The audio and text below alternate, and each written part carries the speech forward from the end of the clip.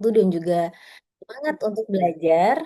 Selamat pagi Pak Kamal. Izin menyapa sekaligus cek ombak dulu nih Pak, kehadiran terlebih dahulu. Yang pertama dari rekan-rekan dari jajaran medik dan keperawatan. Boleh ketik angka 1 rekan-rekan dari DMK.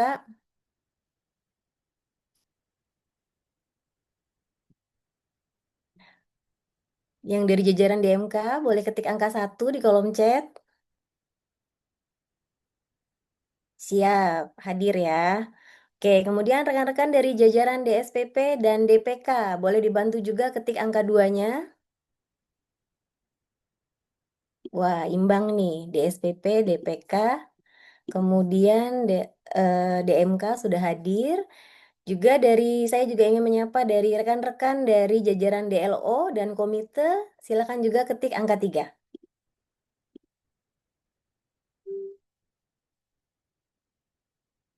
Iya, baik. 1, 2, 3 udah hadir ya, berarti baik. Luar biasa sekali ya, pagi hari ini sudah mulai ramai, perlahan tapi pasti, tapi tenang aja karena narasumber kita hari ini sangat terkenal begitu ya. Jadi beliau juga artis, selain istrinya yang juga artis gitu. Jadi nanti kita akan menyapa juga rekan-rekan dari RSCM yang mungkin sudah bergabung juga di sini. Rekan-rekan RSCM, apakah ada yang bergabung? Boleh ketik angka 4.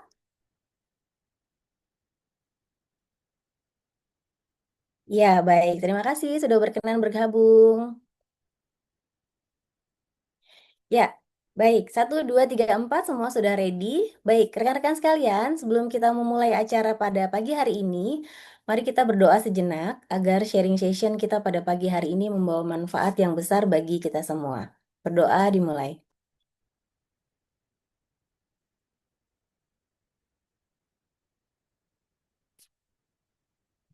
Berdoa selesai. Ya, sebelumnya perkenalkan saya IA, manajer tim kerja pendidikan dan pelatihan di RSAB Harapan Kita yang akan menjadi MC pada pagi hari ini. Senang sekali bisa menyapa Bapak Ibu Direksi dan tentunya rekan-rekan sahabat diklat dan seluruh sivitas Hospitalia RSAB Harapan Kita dan juga dari RSCM. Kembali lagi di program We Grow, sebuah ruang belajar dan tumbuh bersama yang digagas sebagai bagian dari penguatan kompetensi SDM di RSAB Harapan Kita. Sebagai evaluator kegiatan pendidikan dan pelatihan, saya percaya bahwa ruang belajar itu tidak harus panjang, apalagi berat dan kaku, sehingga sesi We Grow kita programnya memang sengaja didesain untuk menghadirkan ruang kecil yang ringan namun bermakna sebagai tempat untuk tumbuh bersama dari pengalaman, dari cerita, dari kekuatan yang kita miliki di dalam diri.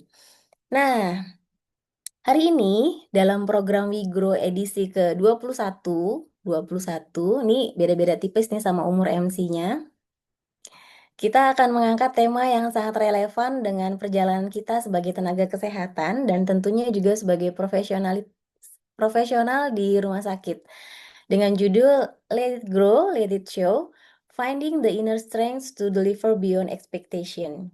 Nah, di sesi ini kita juga akan belajar bagaimana menemukan, merawat, apa ya bahasanya, memelihara begitu ya, dan menampilkan kekuatan yang kita punya dengan cara yang tetap sehat dan bermakna. Gimana, penasaran kan? Oke, pagi ini kita juga beruntung sekali mendapatkan kesempatan dengan hadirnya sosok yang tidak hanya kompeten, tapi juga terkenal dengan kedisiplinan beliau, kerja hati, dan ketenangan dalam setiap melakukan pekerjaan. Oke, tanpa berpanjang kata, dengan hormat saya perkenalkan Dr. Renaldi Situmorang, spesialis urologi konsultan, PhD. Izinkan saya membacakan CV beliau. Selamat pagi, Dok. Selamat pagi, Maya. Ya, saya izin membacakan CV beliau terlebih dahulu.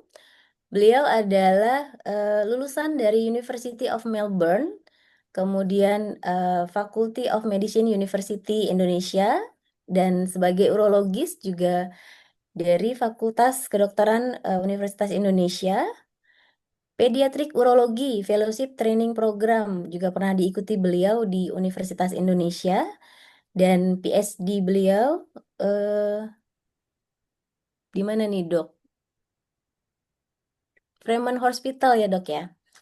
Ya, Oke. betul di Sekarang Newcastle. juga sekarang juga beliau menduduki sebagai clinical lecturer urologi departemen di RSCM, kemudian kepala kencana di RSCM, member of National Committee for Robotic Technology in Healthcare, juga sebagai urologis di St. Carol's Hospital dan MMC Hospital. Iya, beberapa organisasi juga beliau ikuti. Salah satunya adalah ALMI, Indonesian Young Academic of Science, juga UAA, Urology Association of Asia. Wah, ini banyak sekali nih ya, Dok. Sampai di Indonesian Transplantation Society dan Indonesian Society of Transplantation Urology. Baik, terima kasih Dokter Aldi sudah hadir dan meluangkan waktunya untuk kami. Langsung saja, waktu dan layar kami persilahkan Dokter Aldi untuk membawakan materinya. Silakan, Dok. Baik, terima kasih. Tadinya saya mau share slide saya sendiri, cuman kelihatannya karena eh, koneksi saya agak kurang stabil. Saya boleh minta tolong di sana ya? Atau saya bisa coba share slide saya Dibantu dari sini? dibantu share screen, Dok, dari tim Diklat, Dok. Terima kasih. Baik, Assalamualaikum warahmatullahi wabarakatuh. Salam sejahtera, Om Swastiastu, Namo Buddhaya, salam kebajikan untuk kita semua. Sekali lagi saya mengucapkan terima kasih. Ini suatu kesempatan yang baik sekali lah. Saya tahu langka untuk diberikan. Saya mengucapkan terima kasih kepada seluruh jajaran direksi RSAB Harapan Kita dan tentunya dalam hal ini tim Diklat dari Harapan Kita. Terima kasih untuk kesempatannya. Nah, pagi hari ini sebetulnya kita mau bahas satu topik yang saya yakin sih harusnya kita semua mengena ya dalam keseharian kita. Let it grow, let it show. Saya mencoba menyelaraskannya dengan tema growth yang sudah diusung hampir 21 topik ya pada hari ini. Finding the inner strength to deliver beyond expectation. Jadi sebetulnya seperti yang disampaikan, yang mau kita kaji bersama-sama bukan hanya finding the inner strength-nya ini nih, tetapi sebetulnya apa sih yang apa yang diharapkan yang kita bilang beyond expectation. Sering sekali kita mengatakan ini sesuatu atau service excellent melebihi harapan pelanggan, tapi apa sih sebetulnya yang diharapkan pelanggan gitu sehingga kita bisa memberikan sesuatu yang lebih. Nah, mudah-mudahan ini bisa memberikan perspektif. Slide. Yes. Nah, saya pertama akan cerita dulu mengenai latar belakangnya kenapa sih topik ini mengena begitu ya buat saya atau relevan buat kami. Yang kedua, kita akan mengkaji apa itu sebetulnya yang namanya beyond expectation. Apa yang sebetulnya patient expect, apa yang mesti kita berikan beyond. Dan yang ketiga, mudah-mudahan kita bisa mencapai apa yang harus kita lakukan untuk deliver itu. Yang keempat, menemukan inner strength untuk mendeliver itu, dan mudah-mudahan kelima, sebelum kita bungkus tutup, kita bisa bawa ada key takeaways yang mau kita bawa apa sih kira-kira. Tapi sebagai disclosure, saya mau bilang bahwa satu, saya bukan motivator, apalagi artis, bukan sama sekali, udah jelas gitu ya. Yang kedua, saya bukan psychiatrist atau bukan psikologis. Jadi saya mungkin tidak bisa memahami sangat detail mengenai aspek psikologi, psikologi dari apa ya hubungan dokter pasien dan lain-lain. Enggak. Saya selalu bilang I am what you are. Kita sama-sama ada di kolam yang sama. Kita sama-sama bekerja kesehatan. Kalaupun non medis, ini kan semuanya ada yang medis, ada non medis ya. Mungkin non medis juga, tetapi kita sama-sama kerja di rumah sakit, sama-sama bersentuhan dengan pasien gitu. Jadi sekali lagi kita di kolam yang sama. Yang keempat, saya di sini bukan untuk ngajarin, sama sekali bukan, karena saya bukan. Kita sama-sama di sini mau belajar dan saling berbagi. Saya rasa ini disclosure-nya. Slide. Nah, sebelum mulai lagi, saya mau menyampaikan three levels of knowledge yang menurut saya mungkin semua dari kita udah tahu. Kita selalu berpikir mungkin topik-topik yang dibawa itu kayaknya topik sederhana banget gitu ya. Ada kadang orang mikir sederhana itu born of ignorance, jadi dari ketidakpedulian gitu. Ah ya gampang, sederhana. Nah itu level pertama tuh, simplicity itu born of ignorance. Tapi yang kedua, ketika orang sudah mulai belajar, dia akan menganggap bahwa wah, ini kompleks nih, karena dia sudah mulai mengerti gitu. Complexity born of understanding. Ini tahap kedua dari pembelajaran. Tetapi sebetulnya tahap yang ketiga dan yang saya harapkan kita semua bisa sampai adalah simplicity born of profound understanding. Jadi kita udah mengerti betul dari ujung ke ujung sehingga kita bisa membuat hal itu menjadi sederhana begitu. Jadi bukan of ignorance, tapi bukan kompleks karena kita baru mengerti, tapi kita bisa menyederhanakan karena kita tahu bahwa kita sudah memahami dari ujung ke ujung. Satu saying yang sangat dekat dengan saya ini disampaikan oleh salah seorang filosofer. Dia bilang bahwa small minds amplify, big minds simplify, great minds amplify and analyze in order to simplify. Jadi untuk bisa menyederhanakan sesuatu, kita itu sebetulnya harus amplify, mengerti semua dan analyze gitu. Kenapa ini relevan saya sampaikan? eh, Prof, Dokter, Bapak, Ibu sekalian yang ada di sini, mungkin ada hal-hal yang terlihat sederhana, tetapi mari kita lihat bukan kesederhanaannya pada saat paparan ini, tetapi mungkin merefleksi bagaimana kesederhanaan itu bisa membantu kita untuk menjalankan fungsi kita dengan lebih baik. Slide.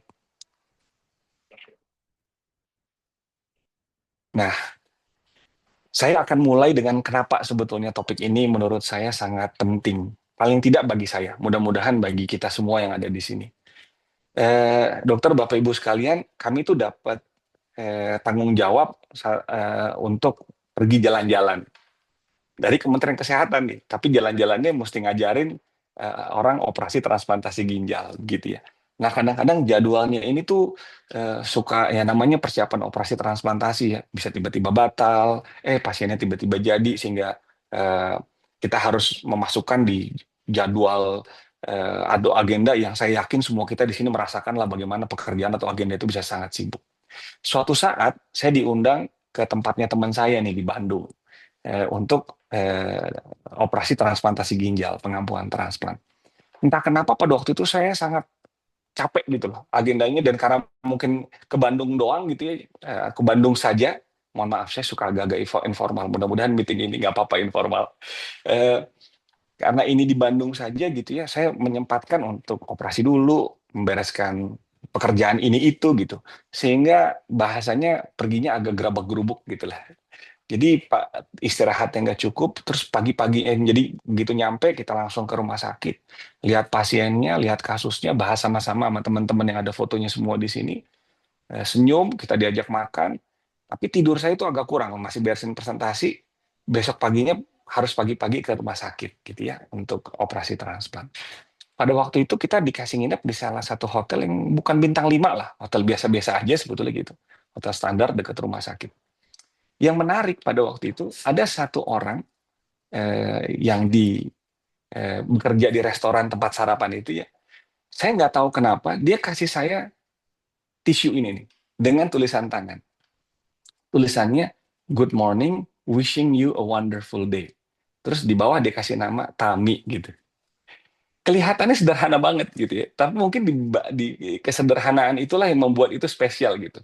Kalau saya menangkap, ini sesuatu yang ditulis hanya untuk saya dan pada saat itu. Nah, setelah itu lewat, saya berpikir gitu sebetulnya. Kebetulan saya diberikan tanggung jawab juga untuk eh, menggawangi layanan non JKN ya di RSCM gitu.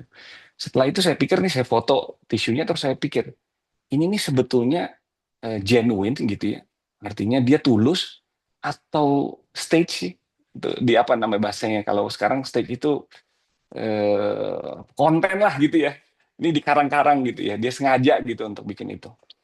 Kalau dia tulus, di kepala saya nih lagi berpikir, kenapa saya ya? Apa muka saya segitu distresnya pada pagi itu sehingga dia melihat bahwa nih orang perlu ditegur khusus kayaknya begitu ya, atau diberikan sesuatu yang khusus.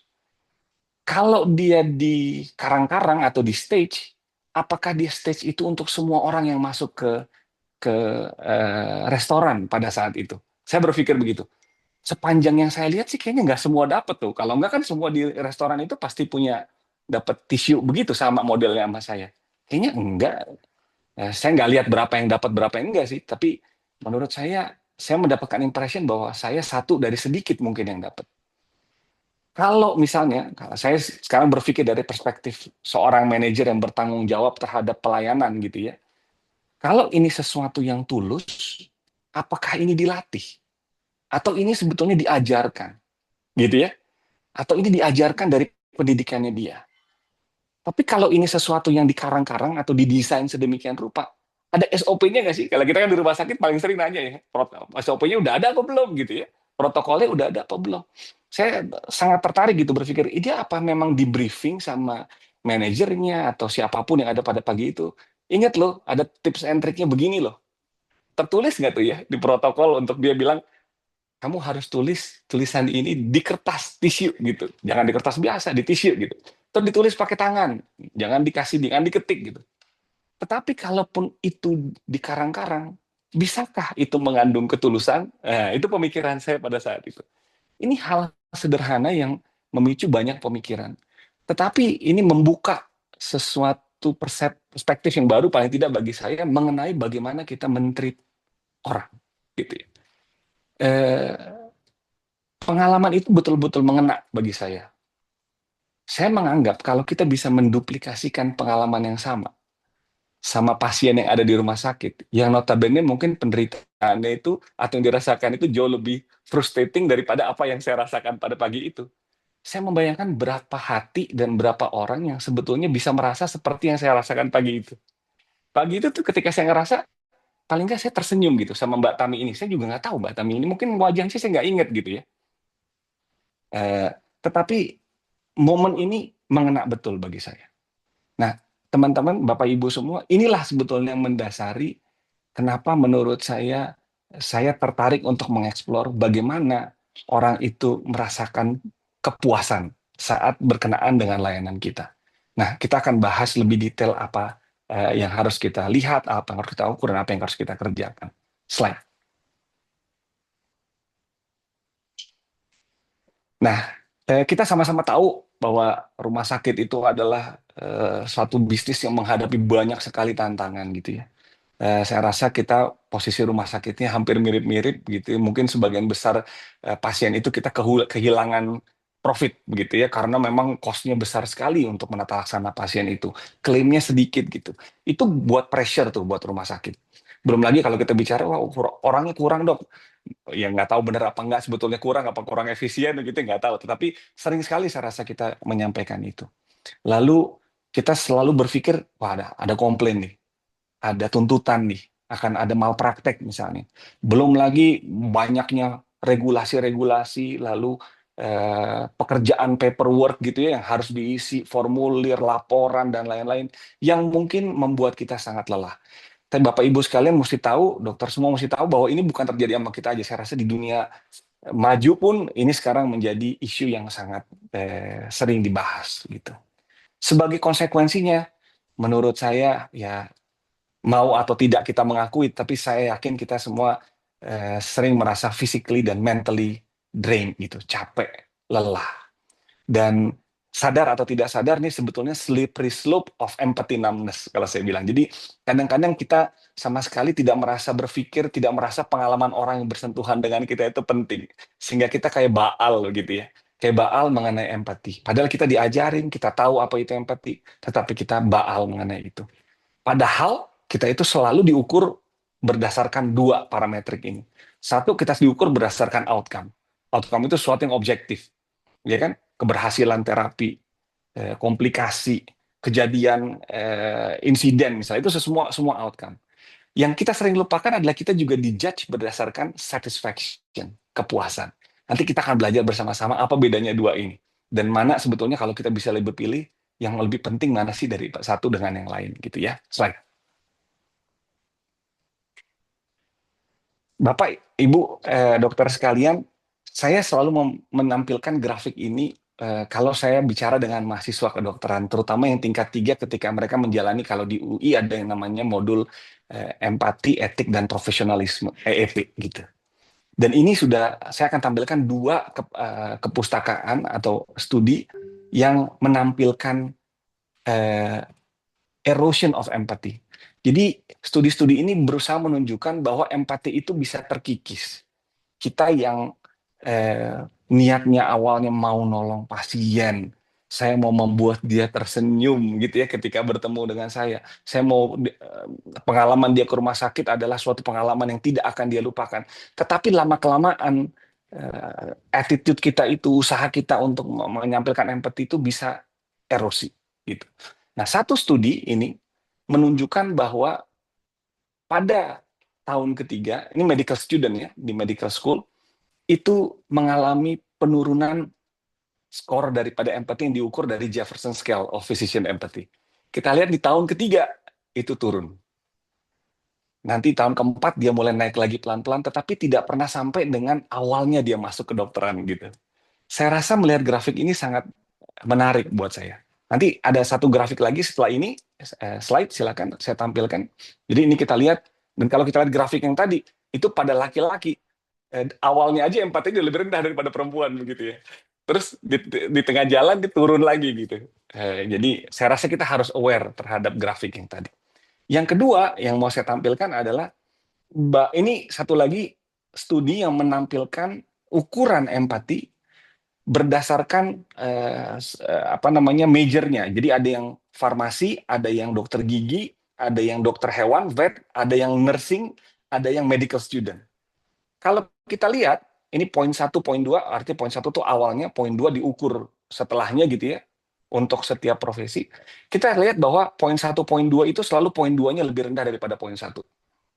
Jadi ketika dia masuk, dia punya empati yang cukup tinggi, ketika di tengah atau keluar, empatinya turun gitu.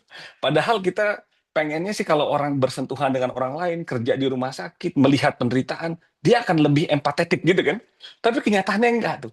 Kenyataannya empatinya turun gitu. Ini terbukti. Yang turunnya agak-agak mending adalah farmasi. Kalau menurut saya mungkin dia karena ketemunya lebih banyak sama kardus sama obat daripada sama manusia gitu. Kalau dipikir-pikir dia. Yang kedua adalah vet, dokter hewan. Karena dia ketemu sama bukan manusia juga. Menariknya, semua profesi yang bersentuhan sama manusia itu jebloknya lebih dahsyat dibandingkan dengan yang ketemuan sama manusianya lebih sedikit gitu. Saya rasa ini suatu hal yang penting bahwa kita berharap tadinya paparan dengan manusia, dengan penderitaan, dengan kesusahan orang gitu ya, dengan senyumnya orang itu membuat kita lebih empatetik. Ternyata tidak demikian. Kita harus sadar bahwa memang kita ini bisa baal. Ini yang perlu kita jaga, kita perhatikan, karena kalau baal, ya pasti akan terwujud atau terlihat atau tampak dari perilaku kita, kata-kata kita. Dan itu yang akan mendrive outcomes dan satisfaction tadi. Itu saya rasa message dari dua grafik ini. Slide. Dokter, Bapak, Ibu sekalian, saya selalu teringat momen ketika saya mempelajari etik empati tadi. Itu ada satu film yang ditampilkan. Saya yakin mungkin dokter-dokter sekalian juga sering melihat film ini. Tapi saya nggak pernah bosan menonton film ini. Salah satu film favorit saya dan saya akan rekomendasikan dilihat oleh semua yang mau berinteraksi dengan pasien dan dunia kesehatan gitu sampai sekarang. Mungkin yang lahirnya 2000-an udah nggak tahu kali ini film apaan gitu ya. Tapi I highly recommend untuk lihat film ini. Eh, Filmnya judulnya Patch Adams yang mengilustrasikan atau mendramatisir sebetulnya kehidupan seorang dokter real yang namanya Hunter Patch Adams gitu ya. Di situ ada quote, kalau kalau nggak bisa nonton film semuanya, nonton yang film yang ada bagian di mana dia kayak dihakimi oleh panel dokter gitu ya. Kenapa dia menolong orang begitu caranya tidak sesuai dengan standar-standar medis gitu ya. Nah, eh, di situ dia bilang, you treat a disease, you win, you lose. You treat a person, I guarantee you, you'll win, no matter what the outcome. Kita sering dengar, paling tidak saya sering mendengar dari guru-guru saya, zaman dulu itu, kalau ada orang, kalau ada pasien, keluarganya meninggal, itu dokternya itu bisa ditulis di koran, tapi dibilang terima kasih gitu.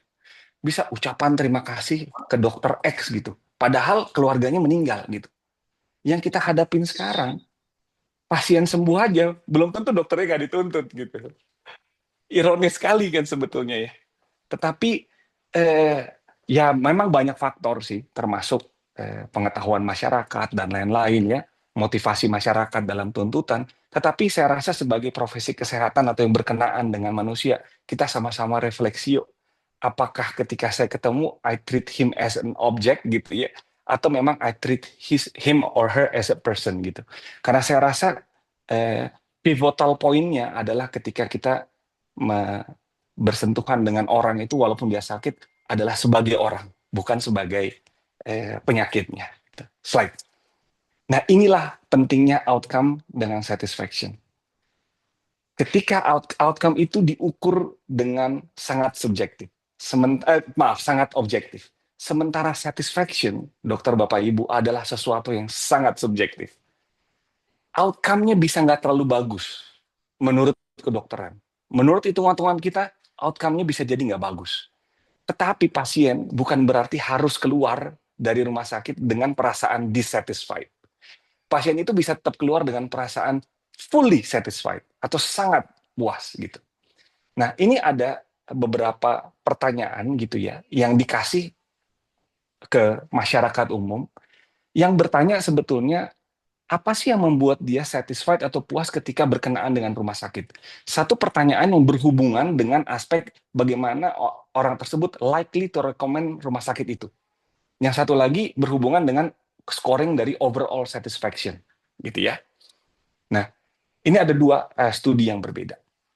Nah, menariknya kalau kita lihat, orang itu akan likely recommend rumah sakit itu ke orang lain atau keluarganya, itu berdasarkan poin-poin ini. Nomor satu adalah yang paling berhubungan gitu, nomor 10 yang tidak paling, tapi sebenarnya ada 48 pertanyaan di bawahnya gitu. Lihat nggak di sini bagaimana dia selalu melihat hal yang kualitatif. Kita berpikir ini merupakan atau berhubungan pasti dengan outcome daripada terapi klinis kita, sembuh atau nggak sembuh, meninggal atau tidak meninggal. Tetapi lihat yang pasien persepsikan. Dia mau lihat gimana orang itu, staff itu bekerja bersama. Gimana di rumah sakit itu ada aspek cheerfulness. Bagaimana rumah sakit itu respon terhadap concern atau komplain. Dia bukan bilang bahwa nggak boleh ada komplain, tetapi dia bilang di sini bagaimana komplainnya direspon. Lalu bagaimana perhatian terhadap personal needs. Bagaimana staff itu sensitif apa enggak terhadap ketidaknyamanan yang mungkin ada di rumah sakit gitulah. Jadi kepekaan staff. Yang menariknya itu kata-kata nurses ini selalu ditampilkan berulang-ulang gitu ya. Jadi krusial sekali gitu peranan teman-teman, terutama teman-teman perawat yang berkenaan atau yang memang waktunya sangat intens terhadap pasien. Demikian juga untuk overall satisfaction kita lihat di sini. Ini kata-katanya selalu diulang.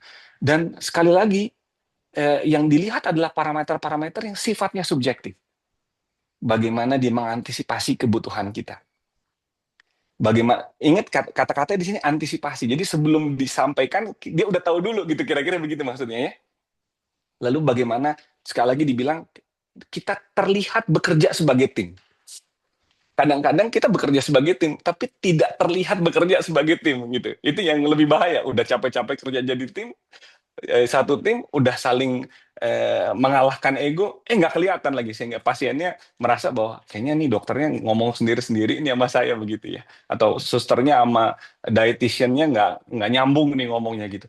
Nah hal-hal seperti ini sebetulnya yang mereka mau lihat bahwa ada sinkronisasi gitu, ada kesamaan persepsi gitu. Lihat lagi bagaimana dia bilang kalau dia sakit atau ada rasa nyeri cepat ditangani gitu ya, atau obatnya atau prosedurnya rutin begitu. Saya rasa hal ini yang mendrive. Ini adalah key terhadap satisfaction berdasarkan survei gitu. Slide.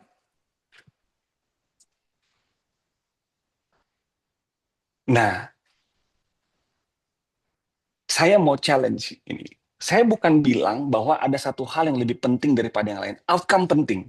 Karena outcome itu adalah alasan kenapa pasien datang ke rumah sakit kita. Dan kita harus menjaga outcome.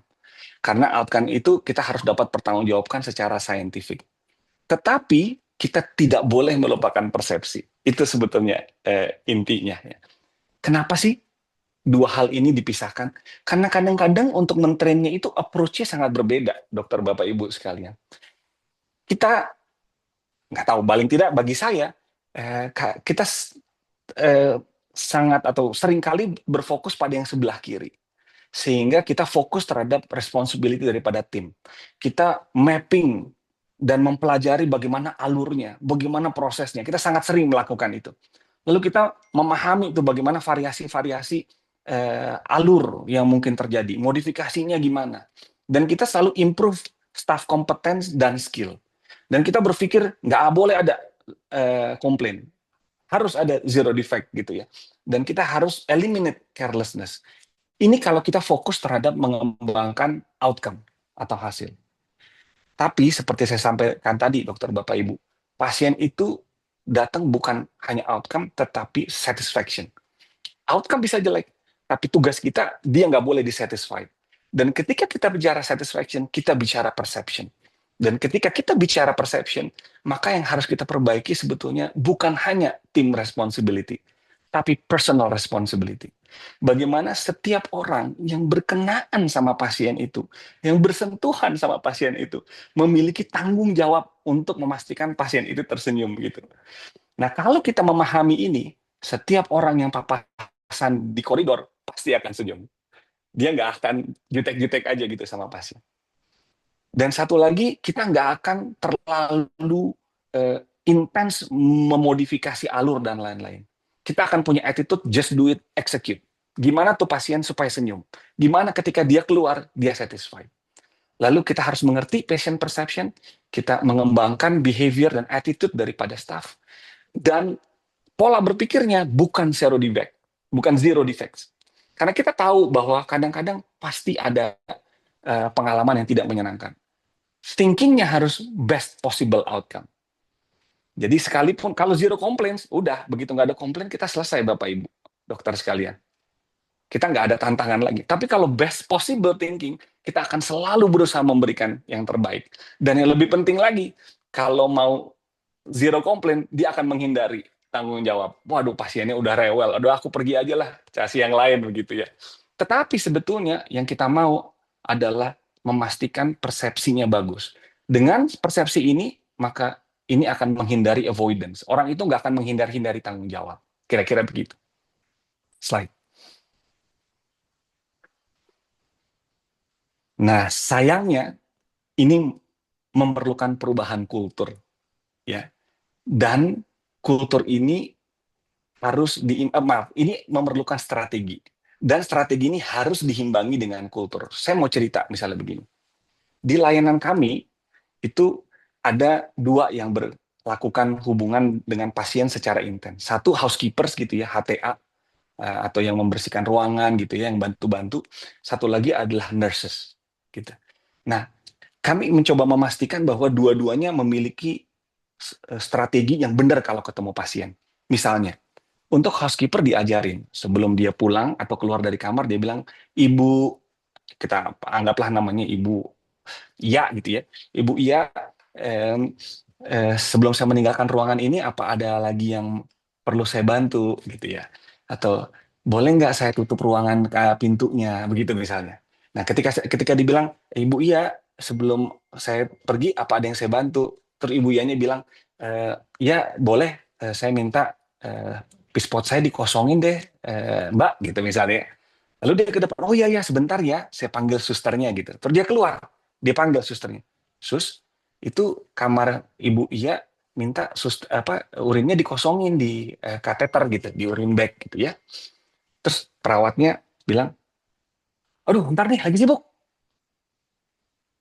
Kita boleh berstrategi mendidik HTA kita bahwa ini loh ngomongnya ini, kalau kejadian begini ngomongnya begini. Kita bikin skrip seperti tadi, pelayan di restoran itu memberikan serbet buat saya gitu ya. Tetapi kalau kulturnya nggak berubah, strategi kita ambruk, nggak akan jadi.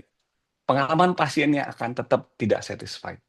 Ini yang saya maksud bagaimana culture harus diubah, karena culture bisa menghancurkan strategi every time.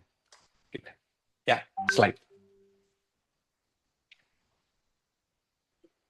Nah, yang lebih men-challenge lagi, kita selalu bicara soal efisiensi.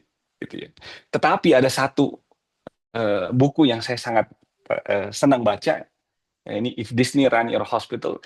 Dia memiliki perspektif yang berbeda bagaimana sebetulnya pelayanan itu bisa diberikan dengan mengcompare layanan rumah sakit atau membandingkan layanan rumah sakit itu dengan layanan di Disney Theme Park gitu ya. Di mana outcome-nya itu harus satisfaction. Kadang-kadang maksud kita adalah efisiensi. Di unit kita fokus banget unit kita gimana unit aku agar efisien. Beresin kerjaan, jangan beda-beda lah waktunya, satu waktu aja kita kerjain, selesai. Tetapi seringkali dalam melakukan efisiensi, kita melupakan courtesy dan service. Padahal, kalau kita mau ngopi atau meniru paradigmanya Astra, Astra bilang, customer kamu adalah orang yang bisnisnya itu setelah kamu gitu ya. Jadi kalau misalnya admisi, dia harus pikirin bahwa kalau saya kerjanya nggak bener nih sebetulnya sampai penjaminan bisa jadi masalah nih, gitu loh. Kalau dokter kerjanya nggak bener, ngisi asuransinya nggak bener, yang sana jadi masalah. Ketika sana jadi masalah, remunerasi bisa jadi masalah gitu loh. Nah, kalau kita hanya memikirkan unit kita, efisiensi saja, kadang-kadang kita lupa soal courtesy dan service. Padahal sebetulnya yang mendrive efisiensi itu adalah kalau kita berpikir bagaimana kita mau treat orang yang di bawah kita itu dengan lebih baik. Ketika kita punya fokus yang eksternal, kita akan responsif. Ketika kita akan responsif, kita mau share resources. Kita nggak bilang, oh pokoknya unit gue beres deh, unitku beres. Yang lain sih bodo amat gitu. Yang penting KPI ku terpenuhi. Ini yang harus kita ubah pelan-pelan. Slide. Ini yang saya sampaikan tadi. Kita seringkali saya nggak tahu ya bagaimana kita melihat survei kepuasan pelanggan gitu. Tapi bayangan saya survei kepuasan pelanggan kita mungkin sama dengan 5-10 tahun yang lalu, puas apa nggak puas, puas apa nggak puas gitu. Nilai 3, 4, 5, 1, 2 gitu ya. Apa maknanya 1, 2, 3, 4, 5. Tetapi saya memilih untuk tidak fokus kepada komplain. Kenapa? Karena kalau kita fokus kepada komplain, kita akan kehilangan what matters most sama pasien. Dokter, Bapak Ibu harus tahu bahwa orang itu komplain tuh biasanya terhadap suatu layanan yang dia expect. Ya, orang itu jarang sekali menyampaikan apa sih behavior atau pelayanan yang dia harapkan bisa membuat dia loyal. Dia nggak pernah ngomong. Jadi dia itu datang, pasien itu datang ke rumah sakit, kalau kita tanya mengharapkan apa, dia akan bilang yang diharapkan apa. Tetapi yang extraordinary pasti dia nggak bisa bilang. Karena apa? Extraordinary itu suatu pengalaman. Jadi ketika kita fokus hanya dengan komplain, kita sebetulnya kehilangan suatu area yang sangat besar di mana kita bisa improve. Itu komplain bukannya nggak boleh, difokuskan boleh, tetapi kita harus melihat gambaran yang lebih besar daripada itu. Dan hanya sedikit pasien saja atau orang saja yang sebetulnya mau komplain kalau dia nggak puas. Kita punya pengalaman misalnya AC panas gitu ya, atau pasien kita harus ganti-ganti kamarnya gitu ya, pindah lagi karena AC-nya panas, ada masalah begitu ya. Kalau dia komplain, kita kirim buah di keranjang gitu atau bunga atau apapun untuk meredam komplainnya. Saya membayangkan sebetulnya ada juga sih pasien-pasien lain yang kita pindahin, tetapi dia nggak komplain. Kita ngirim bunga nggak pasien itu? Kita mengirim fruit basket nggak buat pasien itu? Mungkin tidak. Padahal sebetulnya dia bisa merasakan hal yang sama, lalu dia bilang sama keluarganya, jangan ke RSAB Harapan kita lagi deh, atau jangan ke RSCM Kencana lagi deh gitu. Karena aku di pingpong-pingpong misalnya. Kalau kita hanya fokus terhadap komplain, kita kehilangan pasien-pasien yang tidak komplain. Padahal sebetulnya dia punya negatif feedback gitu. Apalagi di rumah sakit, patient role itu unik. Dia vulnerable, Bapak Ibu. Dia nggak mau berdebat sama kita karena kita relatif di atas. Kita memberikan dia sesuatu. Dia merasa di bawah. Kalau ada apa-apa, kalau saya mendebat, jangan-jangan saya diginiin, gitu ya. Jangan-jangan saya tidak di-treat dengan baik. Jadi pasien itu pasti akan avoid atau menghindari komplain. Dan sebetulnya komplain ini adalah kesempatan untuk win loyalty. Satu yang kami pelajari, dan ini terjadi real di Kencana, contohnya adalah kalau pasien itu udah komplain, kebanyakan teman-teman itu udah tahu pasien rewel, tapi dia tetap ke rumah sakit gitu ya. Itu pasien udah nggak mau berinteraksi sama pasien itu. Aduh dok, khawatir saya dikomplain gitu.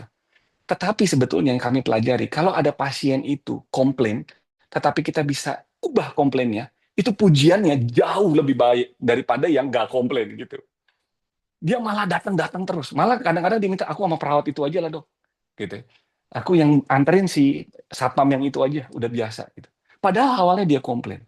Jadi fokus on handling the complaint. Jangan hanya documenting the complaint. Gitu. Slide.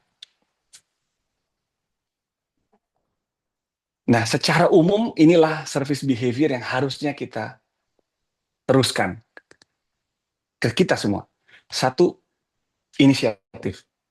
Kita harus bisa merasakan kebutuhan orang sebelum mereka bilang apa. Dan ini poin daripada empati. Tempatkan aku di sepatunya dia. apa sih yang saya butuhkan saat menjadi pasien, and work on that, gitu. Lalu help each other out. Jangan kerja pakai batasan tembok-tembok, unit-unit, pakai silo-silo. Teamwork is always the answer, gitu ya. Terus acknowledge people feelings. Jangan dikontra Bapak Ibu. Dan ini juga berlaku bukan hanya sama pasien juga, tapi sama teman-teman sekerja gitu ya. Kadang-kadang nih yang di bagian sana kok gini banget sih gitu ya. Coba tempatkan. Kalau saya kerja mengerjakan atau ngadepin kertas bertumpuk-tumpuk, kira-kira hari ini saya gimana ya? Udah hari Jumat sore lagi, waktunya mau pulang gitu misalnya ya. Anak-anak udah telepon-telepon, gimana sih perasaannya gitu. Terus respect the dignity and privacy of everyone. Kasih courtesy sama teman kita. Explain what's happening, communication. Ini sangat penting, terutama untuk teman-teman yang bekerja dengan pasien, dokter dan perawat. Saya teringat salah di bukunya Florence Nightingale, dia selalu bilang, yang penting buat pasien itu adalah assurance. Dia merasa mantap gitu, assurance, kepastian gitu ya. Dan ini wujud nyatanya itu pada perilaku paling kecil. Misalnya kalau perawat itu mau meninggalkan ruangan, dia bilang, "Bu, saya sebentar keluar ya, ada panggilan untuk kamar sekian. Nanti saya 10 menit lagi kira-kira akan kembali ke Ibu." Kalau memang dia mengharapkan perawatnya kembali. Dibandingkan dengan kalau dia keluar aja gitu, "Bu, sebentar ya," dia keluar aja. Perasaan atau pengalaman yang dialami pasien itu akan sangat berbeda, gitu. Saya bukannya nggak pernah ketemu atau mulai poli terlambat. Sering sekali Bapak Ibu terlambat saya. Apalagi dapat pekerjaan ekstra-ekstra gini. Saya yakin dokter sekalian juga sering begitu. Tetapi ketika kita terlambat, ya monggo kalau di depan pasiennya gitu di poli, ya jangan jalan santai-santai gitu. Dicepetin aja dikit sehingga dia ngelihat bahwa wah ini dokter buru-buru gitu. Atau kalau saya habis operasi, walaupun saya bisa ganti gitu ya, saya sengaja kadang-kadang keluar tuh pakai baju operasi gitu. Kebetulan polinya satu lantai. Supaya dia tahu, oh dokter saya habis operasi loh ternyata, makanya terlambat gitu. Hal-hal kecil seperti ini kayak performance gitu, kayak show. Tetapi inilah yang kadang-kadang membuat pasien itu satisfied gitu kira-kira. Slide. Dan kenapa satisfaction itu penting? Nah, kita sering sekali berkutat dengan yang hanya nomor 4 sama hanya nomor 3 4 nih. Dibilang pokoknya kalau pasiennya puas aja ya udahlah, nggak masalah kita gitu ya. Padahal Bapak Ibu, Harvard Business bilang bahwa kalau dia skor 4, dia masih mungkin pergi ke rumah sakit lain daripada ke rumah sakit Bapak Ibu. Kita harus aim untuk pasien yang loyal. Bedanya apa pasien yang loyal? Pasien yang loyal itu Bapak Ibu, kalau dia komplain di tempat kita, terus yang lain bilang, kalau ada komplain di rumah sakit kita gitu ya, itu dia akan bilang sama orang yang komplain, enggak, dia akan ngebelain rumah sakit kita. Itu bedanya loyalty sama satisfaction. Pasien yang satisfied bisa saja tidak loyal. Begitu harga rumah sakit sebelah turun dikit aja, dia pergi ke rumah sakit sebelah.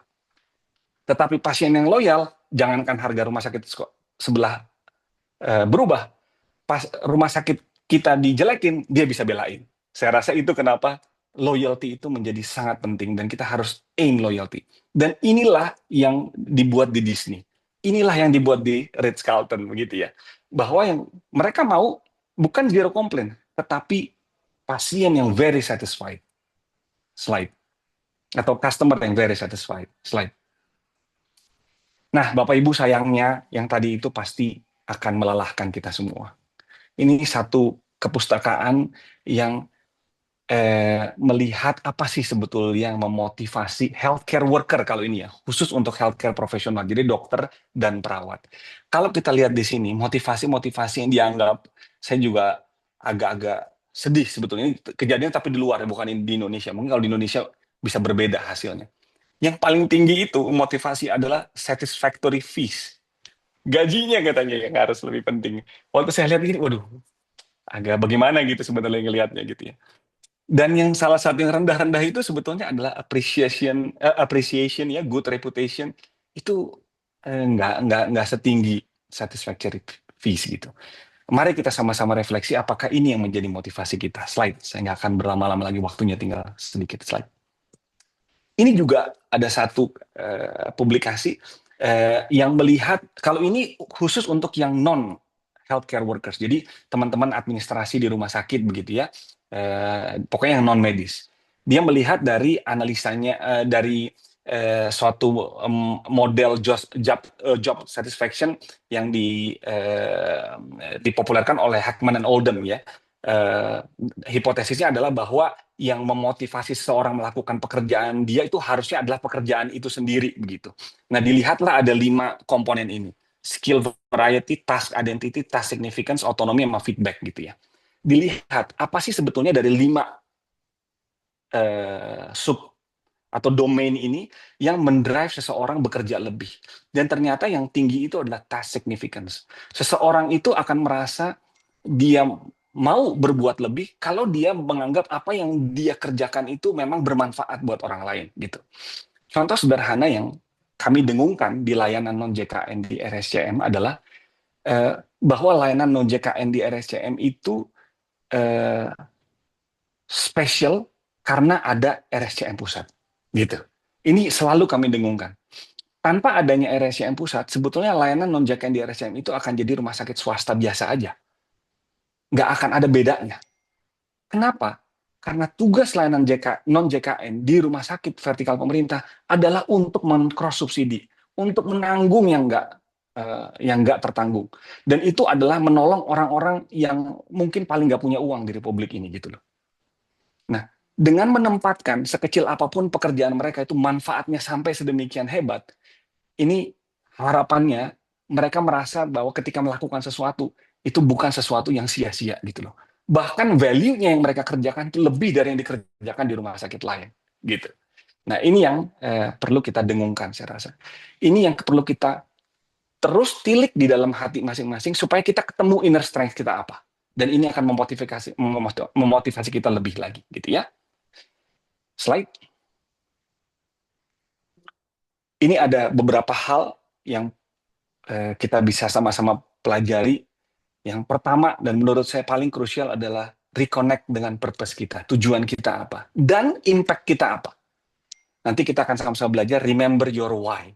Kenapa sih saya ada di tempat ini sebetulnya? Apa true north saya? Kalau kompas itu dia kan tetap melihat ke utara gitu ya. Dan itu nggak bisa bergeser, kecuali kalau medan magnetiknya sangat kuat begitu ya. Nah, ini yang saya harapkan kita semua pegang supaya kita punya motivasi yang sangat kuat. Apapun yang terjadi, saya tuh sebenarnya di sini untuk apa sih gitu. Saya sering dialog sama anak saya gitu, terutama yang besar ya. Dia bilang, Pak kira-kira kalau gede enaknya jadi apa ya? Saya selalu bilang, enaknya jadi dokter itu atau pekerja kesehatan atau kerja di rumah sakit itu adalah kita nggak perlu mikir agak-agak nakal atau agak-agak jahat untuk hidup gitu. Enaknya kita kerja baik, berbuat baik, terus dapat gaji lagi. Saya rasa nggak banyak yang punya kesempatan untuk kerja di industri semacam itu gitu. Pikirkan deh, seberapa beruntungnya kita sebetulnya bisa berbuat baik karena pekerjaan kita menuntut. Habis itu kita dapat gaji lagi untuk itu. Ya, ini apa? Suatu motivasi singkat saja gitu, tapi untuk sama-sama kita refleksikan. Slide. Dan sekali lagi Bapak Ibu, remember your why. Kenapa ada di sini? Apakah ini suatu pekerjaan, career, atau calling, panggilan? Bedanya apa?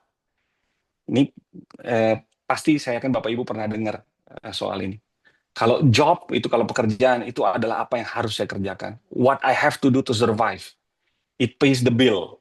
Tetapi jarang sekali sebetulnya fills the soul gitu ya. Kalau career itu apa yang kita dilatih itu untuk jadi apa. Dan ini kita bicara climbing the ladder. Mulainya di sini, terus lulusnya jadi bos gitu misalnya, atau jadi apalah, jadi direktur misalnya. Itu climbing the ladder. Dan ini builds resume. Saya bukan bilang ini salah, tetapi ini adalah porsinya career gitu ya. Dan ini membuat status atau sukses. Tetapi not necessarily significance gitu. Tetapi calling Bapak Ibu atau panggilan ini sesuatu yang lebih dalam. Apa sih saya dilahirkan itu untuk apa sebetulnya? Apa yang harus saya kerjakan? Apa manfaat saya untuk orang lain?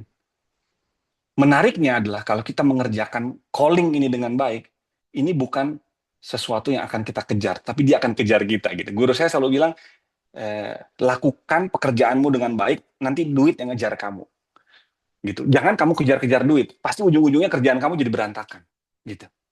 Dan yang lebih penting lagi, calling itu kalau kita mengerjakan itu akan mengubah hidup. Pertama, hidup kita sendiri. Yang kedua, yang mungkin kita tidak sadari, adalah hidup orang atau siapapun yang berinteraksi dengan kita. Bapak Ibu, kalau kita punya waktu 40 jam aja seminggu, kerja, dikali 52 minggu, dikali harapan hidup misalnya 70 tahun, 100.000 jam waktu kita itu akan dihabiskan untuk bekerja. Ini mungkin lebih banyak daripada waktu dengan keluarga atau bahkan untuk ibadah gitu loh.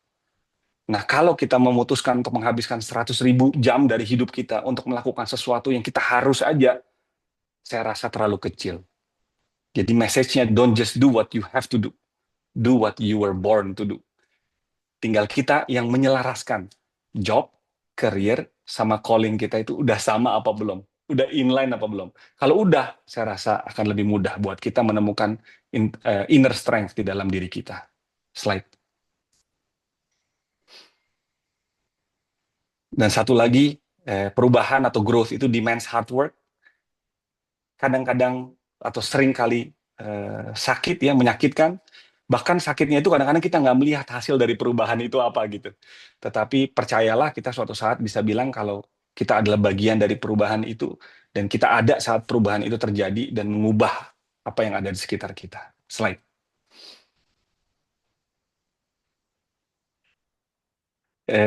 Yang udah tahu cerita ini saya nggak akan ulang. Ini adalah cerita, slide lagi, bagaimana seorang ayah yang meninggalkan perahunya gitu ya untuk dicat, lalu dia panggil orang untuk ngecat perahu itu. Tapi dia lagi nggak ada tuh ketika ketika yang ngecat itu datang. Ya, bapak yang kasih kerjaan ini hanya berpikir bahwa tadi saya nyuruh orang itu, maaf, cuma ngecat doang ya, padahal ada bolongan tuh di kapalnya, mungkin kapalnya bocor gitu kira-kira. Yang dia nggak sadar ketika dia pulang, kapalnya itu pergi dibawa sama anaknya katanya. Wah, dia pucat, dia pikir anak saya pasti tenggelam ini, kapalnya bolong. Ketika anaknya kembali, dia lihat ternyata kapalnya sudah dicat dan bolongnya udah ditambal. Sehingga dia datang ke orang yang ngecat tadi, dia bilang, terima kasih banyak loh. Kalau kamu nggak tambal, anak saya itu udah tenggelam di danau. Karena dia nggak tahu bahwa kapalnya bolong, bocor. Kenapa kamu mau melakukan itu? Dokter, Bapak Ibu, kadang-kadang tugas kita hanya ngecat. Tetapi kita lihat kapal itu sebetulnya bocor. Mari sama-sama kita tambal juga bocornya. Karena kita nggak akan pernah tahu kapal itu suatu saat akan dipakai. Dan itu akan bermanfaat buat orang lain. Gitu. Jadi, usahakan bahwa kita akan bisa going the extra mile. Slide.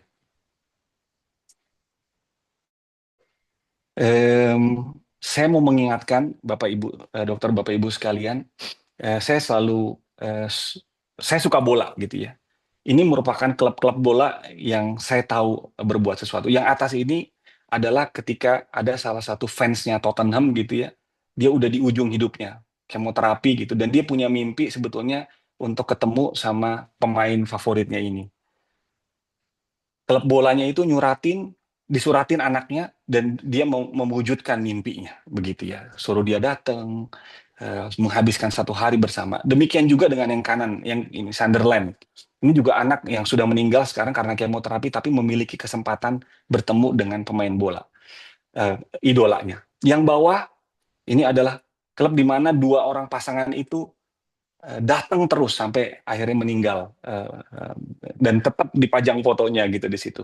Dan yang terakhir, klub favorit saya Newcastle United yang mengosongkan dua tempat duduk ini karena dua orang ini meninggal di eh, pesawat Malaysia Airlines, dan sampai sekarang setiap menit ke-70 itu selalu ada tepuk tangan selama 1 menit untuk mereka.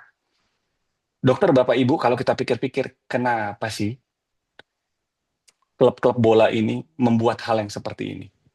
Kalau saya tanya Bapak Ibu, apa sih core bisnis kita? Saya selalu bilang, core bisnis kita itu bukan pelayanan kesehatan. Sama seperti klub bola ini, core bisnisnya bukan sepak bola. Tapi mereka tahu bahwa core bisnisnya adalah manusia. Kita pun harusnya demikian.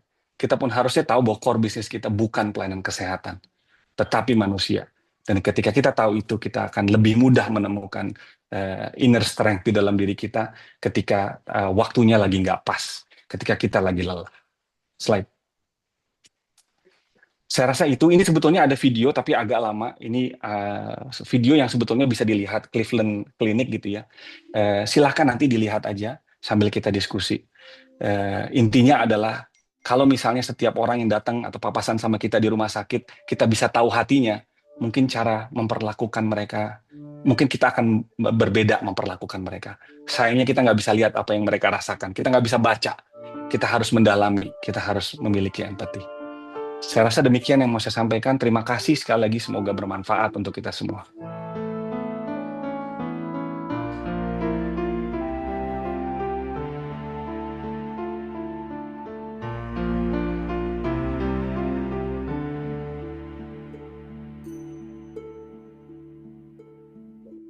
Ya, baik. Terima kasih Dokter Aldi. Luar biasa sekali pemaparannya, Dok. Sambil menyimak video, saya yakin juga dari teman-teman di sini juga merasa relate, utamanya saat penyampaian bahwa empati itu bisa erosi ya, Dok ya. Kemudian dan it truly happen gitu. Jadi memang eh, benar kalau misalnya kita tidak menguatkan diri, bagaimana kita menempatkan di posisi kita sekarang ini. Kemudian utamanya juga kalau terkait culture itu juga bisa menghancurkan strategi kapan aja gitu ya, Dok ya. Dan ini emang benar-benar harus di-maintain begitu, dan kita juga jangan fokus pada komplain but fokus in handling the complaint. Nah, pada pagi hari ini kita juga dapat banyak insight nih, Dok, dari cerita-cerita dokter tadi. Dan sekarang kita juga sudah masuk ke sesi diskusi. Buat sahabat diklat dan rekan-rekan sekalian, bisa sampaikan pertanyaan di kolom chat atau mungkin dapat menggunakan fitur raise hand jika ingin bertanya langsung. Namun karena di sini udah ada partnernya nih, Dok, partner in crime MC-nya nih, Dok, bertanya dari Dokter Aryani. Pertanyaannya adalah, apakah ada bedanya jenis usaha kita dalam membuat pasien satisfied atau loyal? Apakah usaha membuat pasien loyal sama dengan membuat pasien satisfied, only more consistent, atau ada yang lain? Ya, silakan Dok, boleh langsung dijawab. Mas Ya, Jingga, eh, makasih. dikecilin ya. Dokter Aryani, pertanyaan tajam sekali gitu ya. Ini Ini jebakan implikasinya Batman nih sebetulnya. kayaknya nih Dok.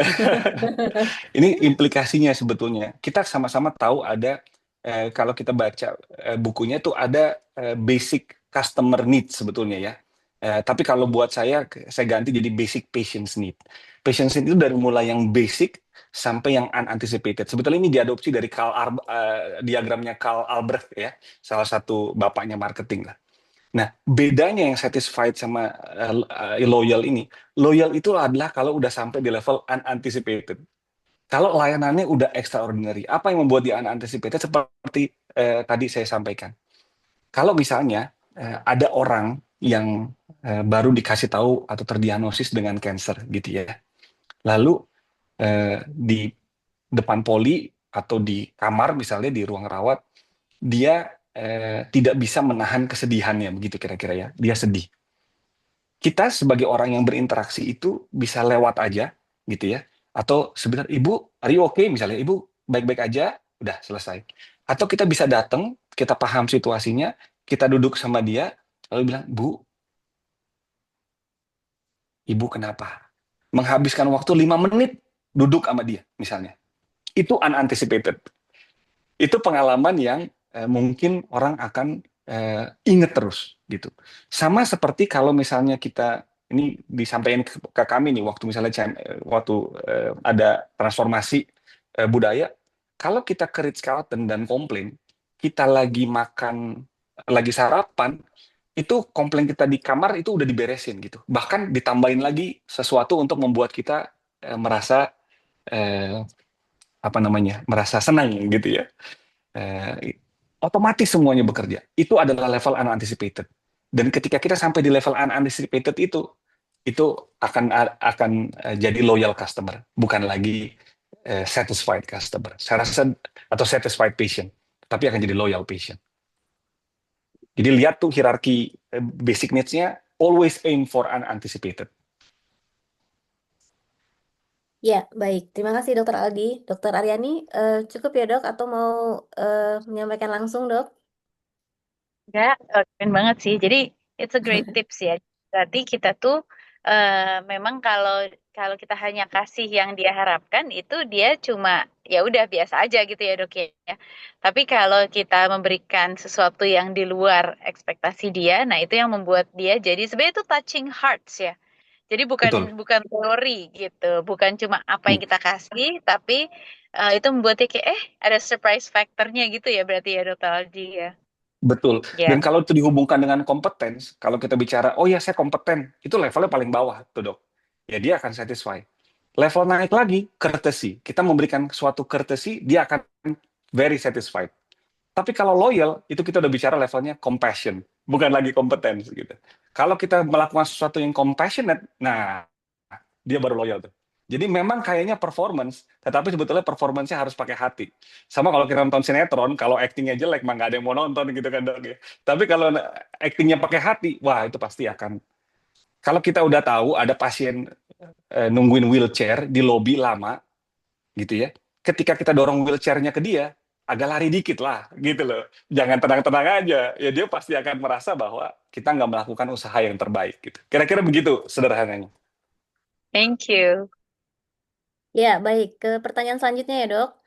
Dari Divya, Dok, izin bertanya, jika kita bahas mengenai service excellent, saya rasa semua individu memiliki tingkat kepuasan yang berbeda-beda ya, Dok.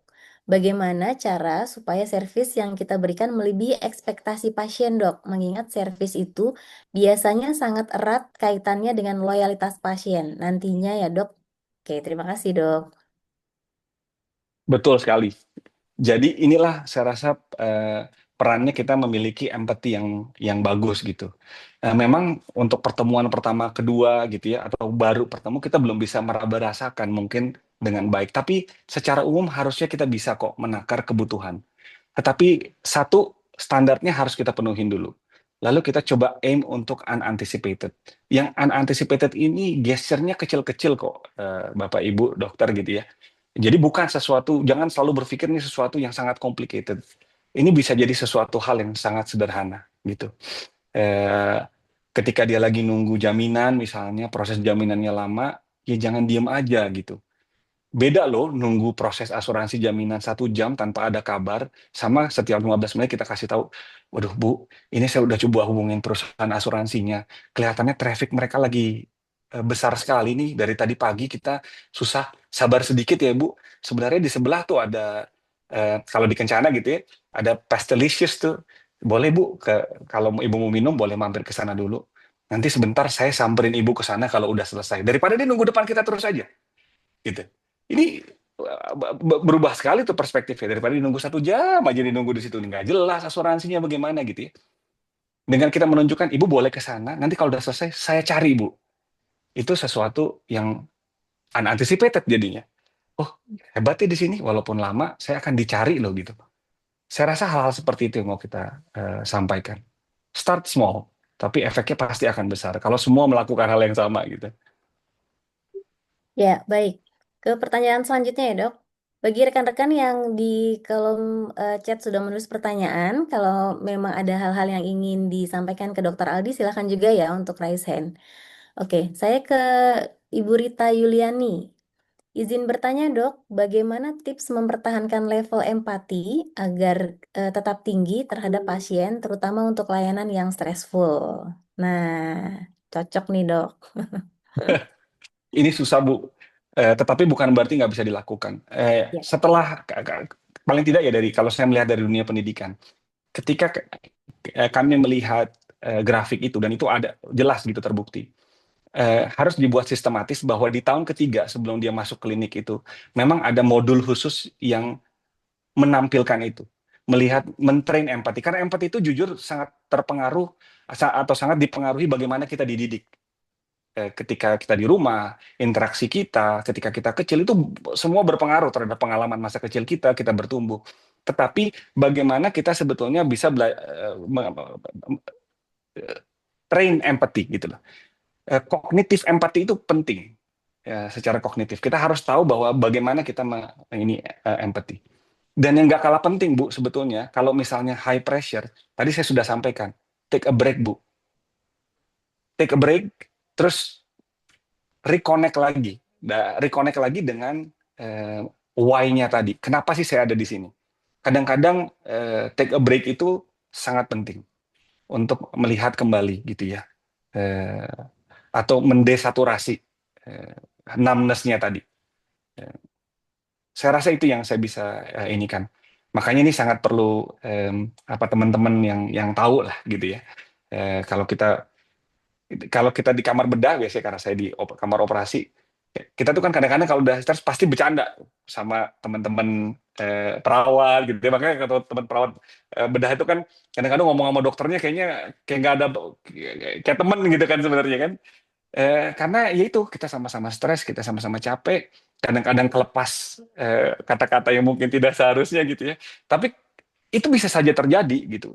Walaupun saya harapkan tidak terjadi dan tidak boleh terjadi. Tapi ketika itu terjadi, kita sebenarnya sama-sama sadar bahwa kita di under very stressful condition. Setelah itu kita harus pikir baikan lagi gitu lah. Tapi justru itu yang akan bikin semua makin erat, makin erat, makin erat gitu lah. Saya rasa itu yang mau disampaikan. Ya, jadi kuncinya adalah take a break ya, Dok. Baik, Dokter Aryani, saya izin cuti kalau begitu. Setelah ini ya, Dok, saya mau take a break dulu atas saran dari Dokter Aldi. Baik, sudah ada yang raise hand, Dok. Bu Sarvita, silakan Bu Sarvita. Terima kasih Dokter Aldi. Saya Sarvita. Saya dari bagian keperawatan dok. Eh, Nah, saya tuh Salam kenal, Bu. agak salam kenal dokter. Saya sangat tergelitik nih waktu Dokter Aldi menyampaikan tentang job, karir, and calling. Nah, saya menyadari bahwa kalau pekerjaan itu sudah jadi calling, itu segala sesuatunya jadi mungkin akan lebih mudah. Karena dari hatinya itu sangat main. Tapi kita kan tahu ya dok, perawat itu misalnya perawat itu banyak kan dalam satu rumah sakit, mungkin orang yang terbanyak di satu rumah sakit. Tuh. Bagaimana nih kita nih caranya men-treat teman-teman kita yang perawat ini untuk meningkatkan levelnya, mungkin dari menganggap pekerjaan ini sebagai job untuk mencari uang, menjadi oh ini kayaknya karir saya nih, setelah jadi karir ini callingnya saya. Nah, sementara kita tahu nih dengan berbagai generasi-generasi sekarang ini kan banyak ragamnya ya dok. Nah, itu kira-kira tips and triknya itu seperti apa dok? Untuk mempercepat kita untuk merubah dari menganggap pekerjaan perawat. Karena ternyata kan kalau dari awal yang dokter sampaikan, nurse itu akan sangat-sangat berpengaruh karena dia Tuh. bekerja 24 jam gitu di samping pasien. Nah, bagaimana caranya ya dok kita meningkatkan dari job, orang itu menyadari bahwa ini karirnya, dan di akhirnya dia akan menjadi calling gitu dok. Terima kasih dok. Ya, makasih banyak Ibu. Kita sama-sama belajar nih Bu. Kami juga di RSCM sedang walaupun perubahan di keperawatan itu sangat besar ya. Saya harus salut dengan komite keperawatan kita dan Yankep di RSCM yang mengawal proses ini sebetulnya. Tetapi ini suatu proses dan saya rasa tidak akan mudah menjawab dengan satu. Tetapi satu hal yang kami alami, yang kami rasakan, orang itu akan mudah merasakan calling kalau dia tahu impact dari pekerjaannya, Ibu. Jadi itu yang berusaha kita tampilkan ke teman-teman perawat gitu. Impact-nya apa? Bisa jadi impact dari pasien yang sukses gitu ya. Kami nggak malu-malu untuk melibatkan atau memberikan apresiasi kepada teman-teman perawat yang sudah handling komplain dengan bagus gitu. Itu kita ajak ke pasiennya, kita puji-puji sedemikian rupa gitu ya, sehingga dia tahu. Jadi berikan dia motivasi untuk itu. Yang kedua, seperti yang saya sampaikan, kita memberikan kesadaran bahwa apa yang mereka kerjakan itu berdampak buat orang yang bahkan dia nggak temuin. Saya selalu bilang kalau pendapatan kencana naik, pendapatan kencana itu bukan untuk bencana. Pendapatan kencana itu untuk pusat. Di mana untuk satu operasi transplantasi liver, RSCM itu harus nutup sekian ratus misalnya. Itu tuh manfaatnya mereka bekerja dengan bahagia. Itu tuh manfaatnya orang ngejar-ngejar piutang dan piutangnya dibayar pada waktunya sebelum 30 hari. Itu sebetulnya maknanya. So, walaupun pekerjaan mereka kecil, impact-nya itu sebetulnya sangat besar. Itu yang kadang-kadang perlu kita berikan kesadaran. Memang ketika kita bicara generasi, ada yang instan, ada yang macam-macam Bu ya. Sehingga kadang-kadang motivasinya tuh memang susah. Dan itulah artnya saya rasa untuk memilih metode yang tepat sesuai dengan karakter situ. Tapi saya percaya di dalam setiap orang pasti akan ada calling tadi. Memang repot nih terutama pada orang-orang yang motivasinya udah salah gitu dari awal gitu ya. Nah, kalau saya nanya mahasiswa bilang, kamu kalau mau kalau mau punya Ferrari sih ya udah nggak cocok sebetulnya jadi dokter gitu. Mendingan jadi bisnismen aja lebih cepet gitu. Tetapi eh, kalau suatu saat memang bisa punya Ferrari gitu, tapi ada motivasi yang lain, kita akan lebih mudah bicaranya. Jadi selamat mencoba Bu. Tapi salah satu tipsnya menurut saya adalah make sure they know, they understand that what they're doing itu very impactful. Saya rasa itu Oke, yang terima kasih dok. sama-sama Ibu. Ya, baik. Izin masih ada pertanyaan sedikit ya, Dok. Dari Mbak Indri bertanya, Hai dok, pada titik mana dalam pasien journey biasanya loyalty terbentuk? Apakah saat konsultasi, saat follow up, atau saat recovery? Wah, ini teknis banget nih dok pertanyaannya dok. Sebetulnya semua ya, kalau kita bicara perception, kan kalau bicara interaksi itu ada perception point itu, dari mulai dia masuk di parkiran sampai di ujung gitu. Nah memang, ya nggak mungkin gitu, suatu sistem parkirannya bagus banget terus dia langsung jadi loyal, situ sih enggak. Tetapi kalau kita analisa sistem ini, dan perception point itu kan banyak, dari mulai ujung sampai ujung gitu ya. Seorang itu bisa loyal kalau semuanya unanticipated gitu. Ini idealnya begitu tuh. Semua dia akan excellent, unanticipated semua, dia keluar akan jadi sangat loyal. Tetapi kejadian begitu udah pasti sangat jarang, bahkan mungkin tidak pernah gitu. Kita harus sadar bahwa di setiap perception point itu segala sesuatu bisa terjadi, gitu kan? Kalau ada sesuatu yang salah bisa terjadi, pasti dia akan terjadi. Itu Murphy's Law dibilang gitu kan. Nah, tetapi bagusnya perception point ini adalah setiap proses setelahnya itu akan punya kesempatan untuk memperbaiki sebetulnya. Parkiran di RSCM itu padat banget lah. Ngeberesin ya mungkin perlu gedung parkir yang nggak tahu bangunnya kapan, biayanya berapa, investasinya bagaimana gitu. Nah kalau setiap pasien masuk parkiran, dia ke lobi, terus ketemu orang yang di lobi mukanya cemberut, daftarnya susah, ya nggak bakal loyal. Tetapi ketika kita sadar parkiran kita penuh, dia masuk, ketemu orang langsung dijemput, gitu ya. Atau kalau misalnya kita punya sistem, kita udah tahu dokternya buru-buru, dia udah sampai langsung ada valinya gratis lagi, gitu ya. Itu kan akan membuat pengalaman yang sangat berbeda. Jadi semua bisa menjadi perception point untuk loyal, tetapi semua juga bisa menjadi batu sandungan untuk pasien itu. Kabar baiknya adalah kita punya banyak sekali perception point, sehingga kita punya kesempatan untuk memperbaiki. Dan jangan pernah takut terhadap komplain. Ketika dia mengeluh, proses setelahnya harus memastikan bahwa berubah. Proses setelahnya harus memastikan bahwa berubah. Udah ada masalah di rawat jalan, rawat inap jangan sampai ada masalah. Rawat inap ada masalah, jaminannya jangan sampai ada masalah. Jaminannya ada masalah, home care-nya jangan sampai ada masalah. Atau kontrolnya jangan sampai ada masalah. Terus itu kita kerjakan. Ini yang akan membuat pasien itu loyal ke kita. Dan dia akan lihat effort kok. Saya yakin orang itu akan lihat effort. Ya, baik. Terima kasih dok. Jadi Mbak Indri, journey-nya dimulai dari pasien datang begitu ya dok ya, sampai pasien meninggalkan rumah sakit. Sebetulnya waktu kita sudah di 8.47 nih dok, masih ada 2 pertanyaan, tapi yang satu ini harus saya baca dok, kalau enggak nanti saya kualat ya. Jadi ini dari Pak Kamal, terima kasih Dokter Aldi, materi dan cara membawakannya sangat menarik. Semoga kita bisa undang lagi untuk pelatihan service excellent nih dok di RSAB Harapan kita.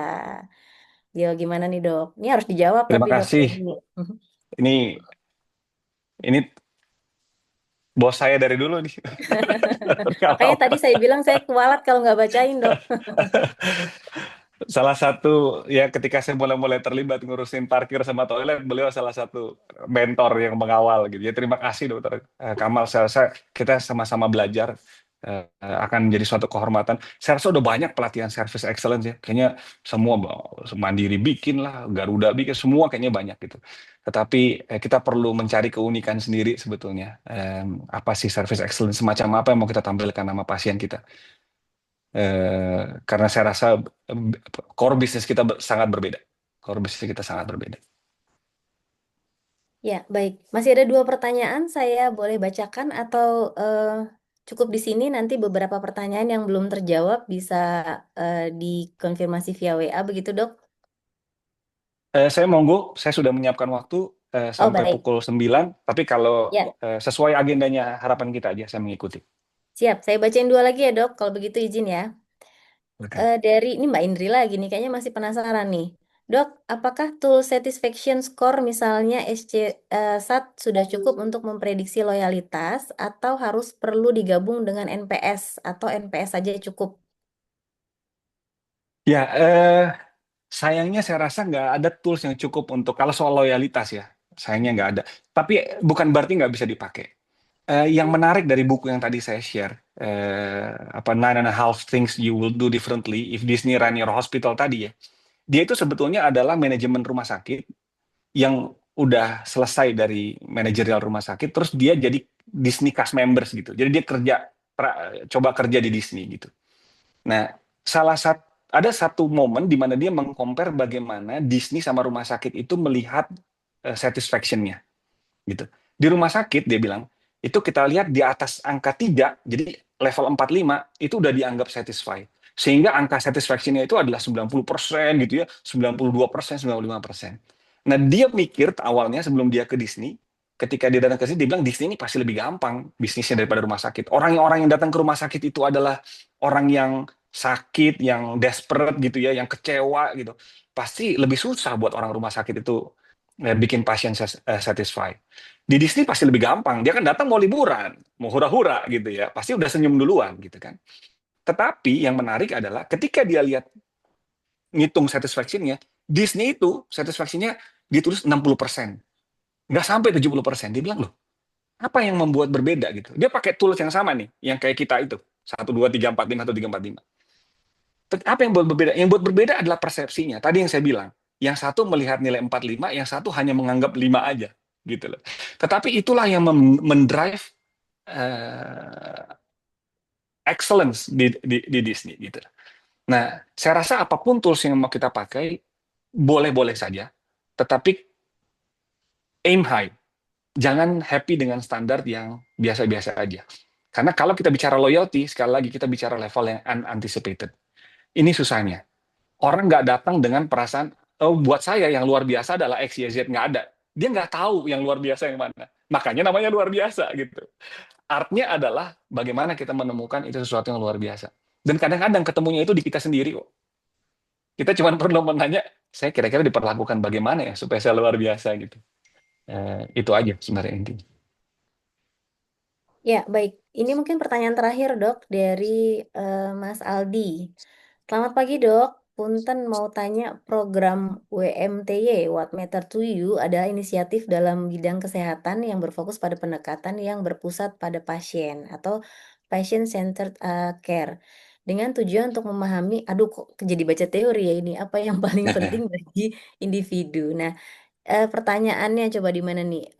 Waktu itu jadi Mas Aldi ini sudah mengaplikasikan di rawat inap sebagai kepala ruangan untuk membuat program-program yang sangat membuat perubahan kepuasan kepada pasiennya begitu. Nah, apakah di rawat jalan juga kita bisa mengaplikasikan program ini dan bagaimana cara memulainya, Dok? Karena nih beliau sekarang posisinya lagi di rawat jalan nih, Dok. Ya, Mas, ini saya mesti tos satu nama dulu nih. Nama Ini kita Aldi ketemu sama-sama Aldi, Aldi iya soalnya. betul. Ini saya bilang makanya saya di sini juga belajar. Ini saya baru pertama dengar yang namanya What Matters to You. Kalau ini mungkin saya nggak tahu beberapa waktu yang lalu pernah ada publikasi di NEJM soal WMT ya. Ini sama apa enggak saya nggak tahu gitu ya. Tetapi kalau ini mengkaji apa yang dari namanya ya, as the name implies, saya berpikir ini merupakan suatu tools yang mencoba mencari tahu apa sih sebetulnya yang really matters untuk pasien. Saya rasa ini bisa diaplikasikan di mana saja, rawat jalan dan rawat inap. So, kalau ini suatu inovasi-inovasi tertentu yang mau coba diaplikasikan, silakan aja. Saya begitu live, pasti saya akan baca detail mengenai WMTY-nya Mas Aldi. Terima kasih. Ya, kita juga nanti nunggu aplikasinya nih, Dok. Nanti di rawat jalan Mas Aldi sudah membuat program apa, nanti saya lapor ke dokter. Oke. Baik, Untuk selanjutnya ini ucapan terima kasih dok dari Mbak Seniorita. Jadi apa yang dokter sampaikan sangat menyentuh sekali. Terima kasih dokter. Saya sebagai perawat semoga bisa mempertahankan semangat untuk melayani pasien dan merawat pasien dengan sebaik-baiknya dan penuh ketulusan hati. Baik, itu aja terakhir dok. Bu Seniorita Sebelum ini saya kenal di Adam Malik perawat intensive care. Hebat, udah sampai RSHB harapan kita. Betul, Dok. Nah, coba boleh open mic Selamat. Mbak Seniorita. Terima kasih Dokter Aldi. Ya, baik. Sama-sama, makasih. Mungkin sesi kita hari ini sampai di sini dok. Apakah ada closing statement yang mau disampaikan terlebih dahulu sebelum ditutup? Sekali lagi terima kasih untuk kesempatannya. Saya belajar, saya harap kita sama-sama belajar. Sekali lagi, kita walaupun rumahnya berbeda, tapi saya rasa visi dan tujuan kita adalah sama. Suatu kehormatan untuk bisa grow bersama semangatnya harapan kita. Terima kasih. Ya, terima kasih Dokter Aldi. Rekan-rekan bisa kasih applause dan emot bersama kepada Dokter Aldi. Karena pagi ini kita benar-benar mendapatkan energi baru dan perspektif yang segar. Dan kami doakan juga selalu semoga dokter sehat selalu dan terus menginspirasi ya dok. Kemudian untuk rekan-rekan sahabat Diklat dan RSCM, terima kasih atas partisipasi aktifnya dalam sesi WeGrow hari ini. Dan jangan lupa finding your inner strength karena perubahan dan pertumbuhan itu menuntut kerja keras. Dan jangan lupa juga change and growth itu can be painful gitu. Semoga apa yang telah kita pelajari bersama dapat menjadi bekal untuk kemajuan organisasi kita, tentu RSAB Harapan kita, RSCM, dan tentu untuk kemajuan Kementerian Kesehatan. Jangan lupa ambil satu insight dan tuliskan, lalu mari kita praktekkan bersama apa yang kita pelajari hari ini dari Dr. Aldi di tempat kerja masing-masing. Karena satu langkah kecil hari ini bisa menjadi awal dari perubahan besar esok. Jangan lupa juga untuk hadir di sesi WeGrow sesi berikutnya. Jaga semangat, jaga hati, dan tetap tumbuh bersama.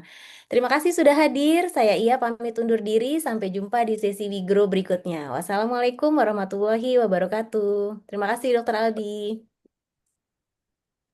Waalaikumsalam warahmatullahi wabarakatuh. Terima kasih semuanya. Selamat pagi, selamat beraktivitas. Terima kasih Dok Aldi. Terima kasih Dok. Wahai perempuan Indonesia, tercipta sebagai ibu bangsa, melahirkan insan yang mulia, sehat dalam jiwa dan raga.